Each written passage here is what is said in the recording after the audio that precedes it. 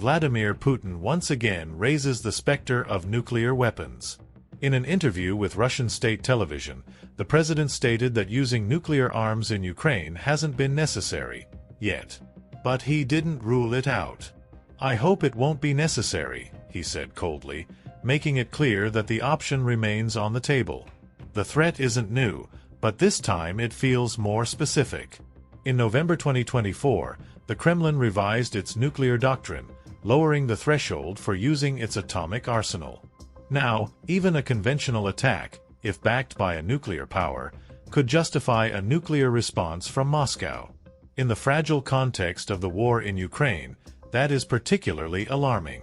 Putin claims Russia has enough strength to bring the conflict to a logical conclusion, a vague expression that in his language often suggests a decisive military victory, even at devastating human and political cost. Meanwhile, the war drags on, and civilians continue to suffer. Just this Sunday, a Russian drone strike left 11 people injured in Kyiv, including 2 children. One eyewitness, an 83-year-old woman, described how her house shook in the middle of the night. Another watched helplessly as his car burned to ashes. These are the kinds of stories that rarely make headlines, but reflect the daily trauma of those living under bombardment.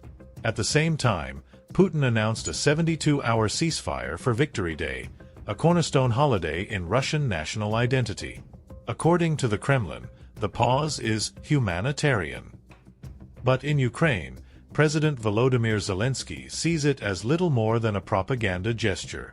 While Moscow offers symbolic pauses, Zelensky continues to push for a 30-day ceasefire, backed by the United States and seen as a first step toward real peace. Yet the negotiations remain frozen. The two sides are at a complete impasse. Ukraine demands a full Russian withdrawal. Russia wants to dictate the terms.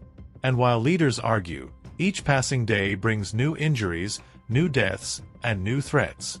The real danger isn't just in what's said, it's in what's not ruled out.